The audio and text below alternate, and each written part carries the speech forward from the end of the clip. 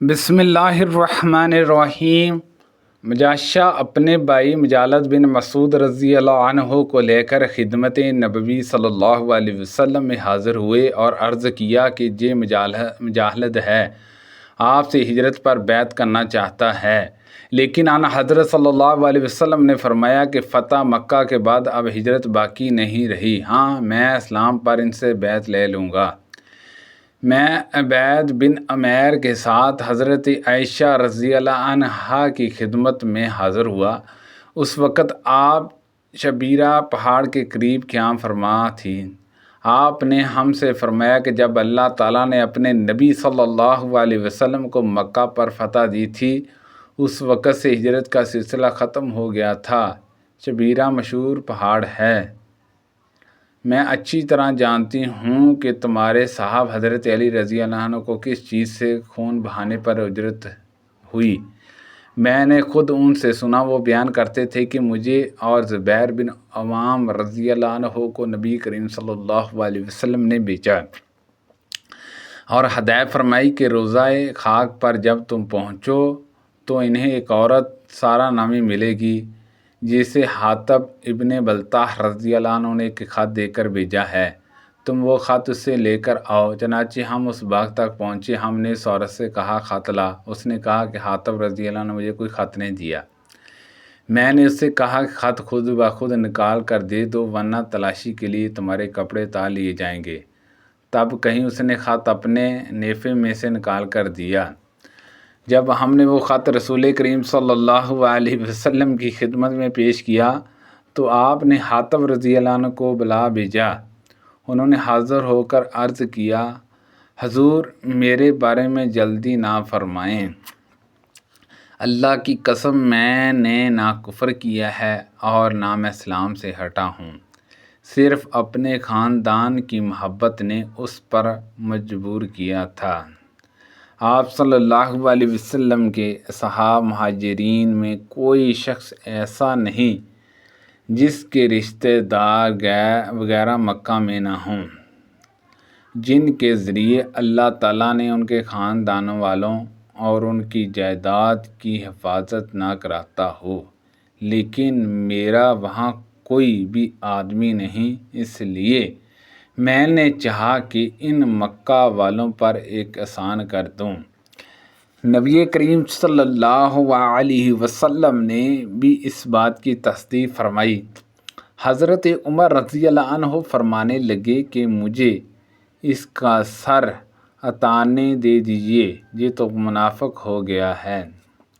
لیکن آن حضرت صلی اللہ علیہ وسلم نے فرمایا، تمہیں کیا معلوم، اللہ تعالیٰ اہل بدر کے حالات سے خوب واقف تھا اور وہ خود اہل بدر کے بارے میں فرما چکا ہے کہ جو چاہو کرو۔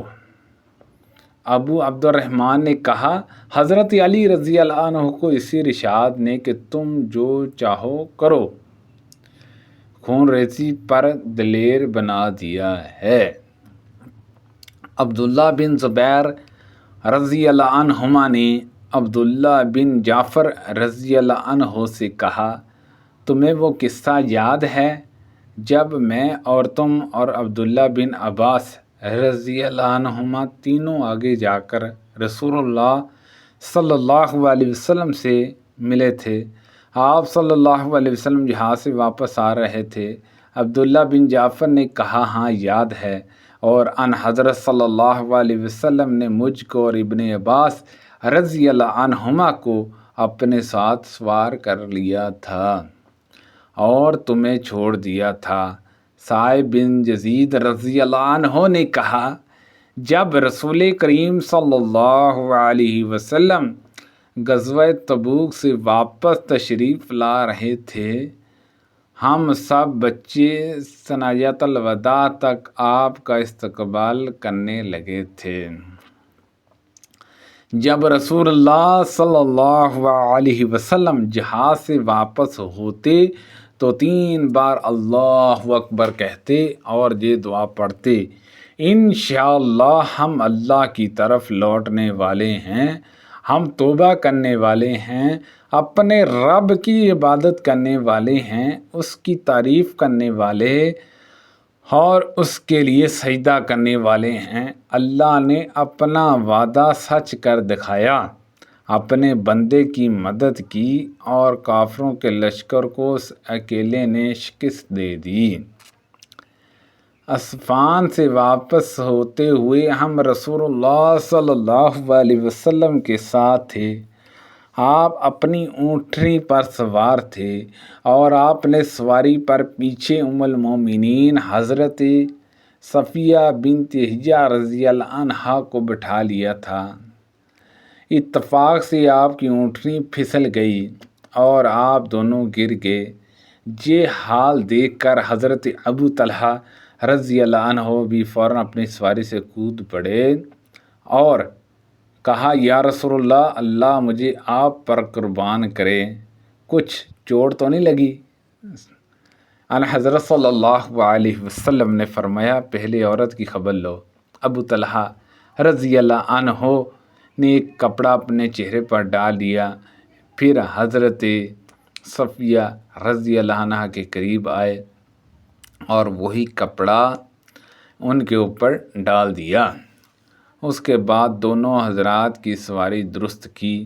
جب آپ سوار ہو گئے تو ہم ان حضرت صلی اللہ علیہ وسلم کے چاروں طرف جمع ہو گئے۔ پھر جب مدینہ دکھائی دینے لگا تو ان حضرت صلی اللہ علیہ وسلم نے یہ دعا پڑھی، ہم اللہ کی طرف واپس ہونے والے ہیں، توبہ کرنے والے، اپنے رب کی عبادت کرنے والے اور اس کی حمد پڑھنے والے ہیں۔ ان حضرت صلی اللہ علیہ وسلم یہ دعا برابر پڑھتے رہے جہاں تک کہ مدینہ میں داخل ہو گئے۔ سبحان اللہ عز و جل۔ وہ اور ابو طلحہ رضی اللہ عنہ نبی کریم صلی اللہ علیہ وسلم کے ساتھ تھے۔ ام المومنین صفیہ رضی اللہ عنہا کو ان حضرت صلی اللہ علیہ وسلم نے اپنی سواری پر پیچھے بٹھا رکھا تھا۔ راستے میں اتفاق سے آپ کی اونٹنی پھسل گئی اور ان حضرت صلی اللہ علیہ وسلم گر گئے اور ام المومنین بھی گر گئیں۔ ابو طلحہ رضی اللہ عنہ نے یوں کہا کہ میں سمجھتا ہوں انہوں نے بھی اپنے آپ کو اونٹ سے گرا دیا، اور ان حضرت صلی اللہ علیہ وسلم کے قریب پہنچ کر عرض کیا، اے اللہ کے رسول صلی اللہ علیہ وسلم، اللہ مجھے آپ پر قربان کرے، کوئی چوٹ تو آپ کو نہیں آئی؟ آپ نے فرمایا کہ نہیں، لیکن تم عورت کی خبر لو۔ چنانچہ انہوں نے ایک کپڑا اپنے چہرے پر ڈالا، پھر ام المومنین کی طرف بڑھے اور وہی کپڑا ان پر ڈال دیا۔ ام المومنین کھڑی ہو گئیں۔ پھر ابو طلحہ رضی اللہ عنہ نے آپ دونوں کے لیے اونٹنی کو مضبوط کیا تو آپ سوار ہوئے اور سفر شروع کیا۔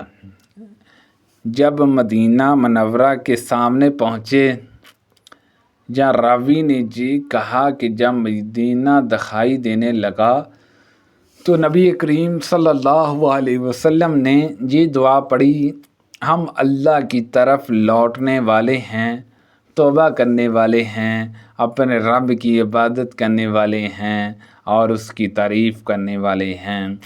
آپ صلی اللہ علیہ وسلم یہ دعا برابر پڑھتے رہے جہاں تک کہ مدینے میں داخل ہو گئے۔ سبحان اللہ عز و جل۔ اللہ پاک سے دعا ہے کہ اللہ پاک ان حدیثوں پر عمل کرنے کی توفیق عطا فرمائے۔ کوئی غلطی کوتاہی ہوگی ہو تو اللہ پاک معاف فرمائے۔ اللہ پاک ہم سب کو صحت و تندرستی عطا فرمائے۔